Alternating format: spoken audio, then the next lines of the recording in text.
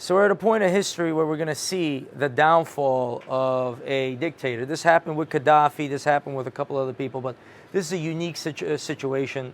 I'm from the former Soviet Union. It's a little closer to home for me. And I'll tell you what Putin's plans are, right?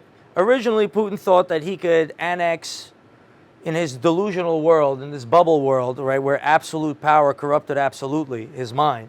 He thought he was going to come in and annex Ukraine and be remembered in history as a hero after he crushes Zelensky with his thumb like this. What he didn't know is that he had a decrepit, old, 30-year-old, 40-year-old Soviet-era army and a corrupt force around him where everybody wants to steal as much money as he does. And that army isn't really effective. And there's lies, and he only gets, I know in a management position, if you're an idiot like him, you're only going to get good news. And that's what he was basing his invasion on, and he got destroyed. Then he tried to decide, okay, we're going to go for a smaller prize to save our dignity, Eastern Ukraine. He was trying to hold on to Eastern Ukraine, and with this amazing counteroffensive and the HIMARS missiles that the United States have been providing, which is basically I could kill you from where you can't even see me, right? That's always been the best way to kill, right? Bow and arrow, I could kill you from afar. Gun, I could kill you from farther. HIMARS missile, I'm on the couch, and that shit is flying directly right to you. So all of his positions got blown out, and then the Ukrainian forces with a shorter supply line than Russia, which is very important, were able to move in and counter-assault territory. So what's he going to do now? The territories of Donbass and what are some other Lunetsk or something like that. His idea to save his dignity is to have a referendum, a vote, whether these places want to join join Russia, which is a fake vote. They vote yes.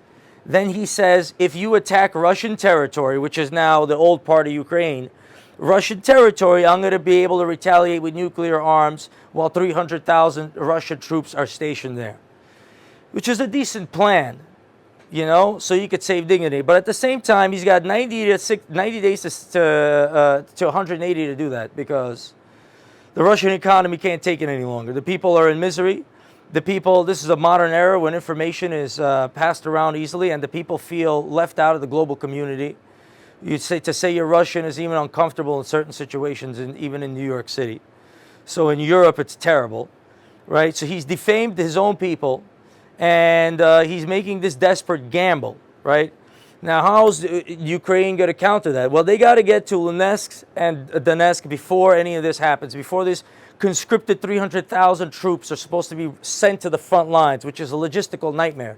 I wouldn't want to send 300,000 people to a front line of a war right now, would you? Right? What are they going to eat? What are they going to wear? What are they going to do? Who's going to command them? All these questions, no one's got an answer to in Russia. So he's going to send them in. HIMARS are going to hit, and the Ukrainians are going to be, and it could be a great slaughter. Right? That's an option. That's a part of a reality. Or he could get killed before this happens, which is what we all hope happens. But in this conservative world where everybody does only the last option that they have, which always ends up to being the worst option, it's going to turn into a fucking meat grinder in there, in these areas. And then the other option in Putin's dream is that Zelensky is going to give him these two territories, and he could regroup and reform and play his game for the rest of his life. By the look in his eyes, I could tell you that's probably not going to fucking happen. Right? The West is not here to give territory to this fucking crook.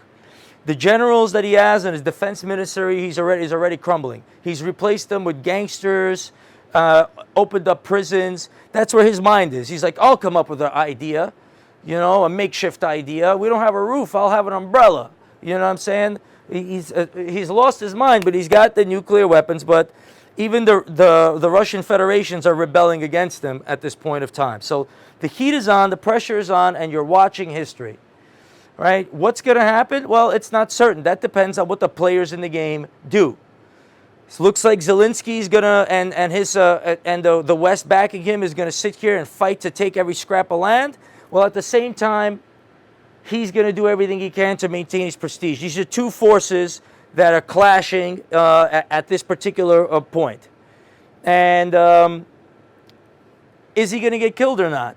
while this is happening, while this bloodbath, while he sits in his office and orders this bloodbath? Are the Russian people going to rise up? I hope. What's the best thing? I hope the Russian people rise up, kill him. We could say, oh, Russia, you know, next time do better. And, you know, he's rotting away in a grave or lit on fire in a dumpster.